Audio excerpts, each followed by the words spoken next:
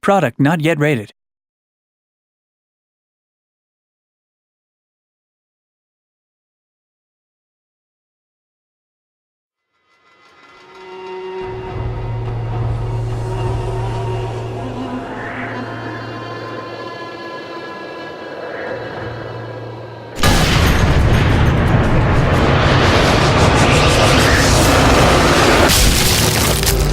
The kill cam is a key part of Sniper Elite. We introduced it in the first game as a way to track the bullet in slow motion from the player's gun all the way to their target. For Sniper Elite V2, we introduced a whole new level of detail to it, where we actually track the bullet through their targets in X-ray and watching as it smashed bones that it came in contact with. And for Sniper Elite 3, we want to take it a step further to really take advantage of the power of the new consoles and what we can do on PC.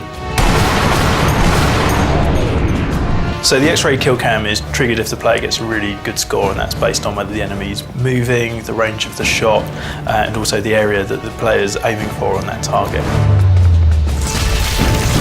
So within the Sniper Elite franchise, the kill cam really gives us a chance to experiment a bit more with the sound while the rest of the game stays relatively realistic. We took the sounds of cars and aeroplanes and other high-speed vehicles, laid them on top of each other, stretched them out, played with the pitch, really kind of conveyed that feeling of speed and the fact that you were travelling with that bullet.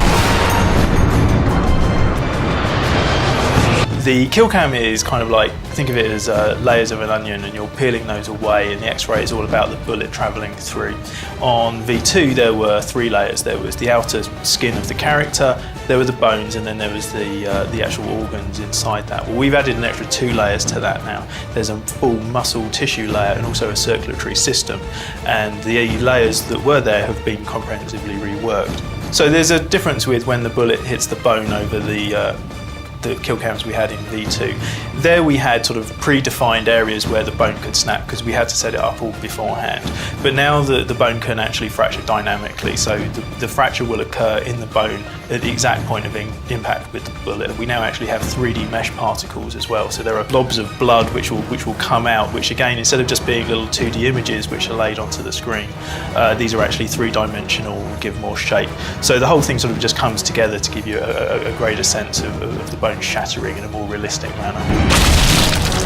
One of the key reasons for going into all that detail is to illustrate why people were so frightened of snipers in World War II, or indeed in any conflict. The damage done by a sniper bullet is considerable, and so we're not flinching away from that, and we're showing to the player what it is that they are doing, playing as Carl Fairburn himself, the elite sniper, why the enemy is so frightened of him.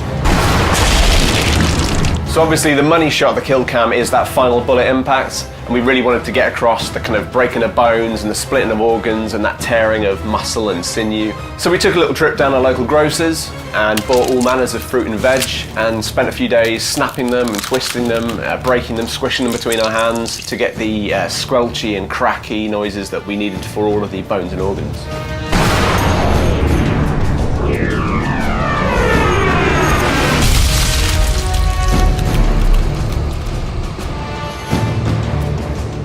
In addition to the extra detail we've added into the human targets for the kill cam, we're also this time around introducing vehicle kill cams. So some of the vehicle adversaries you come across in the game, like half-tracks and trucks and tanks, we're actually showing those in intricate detail as the bullet passes into them and you take them out with a well-placed shot.